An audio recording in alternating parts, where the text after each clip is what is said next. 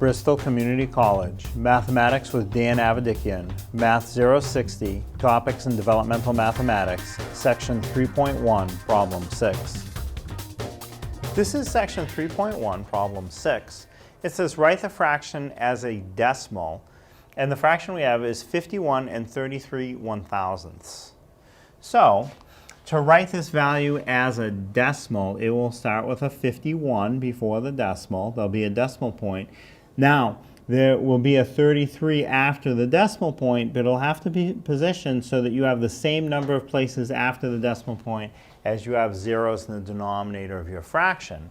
So since there are 3 zeros in the denominator of the fraction, we need 3 places after the decimal.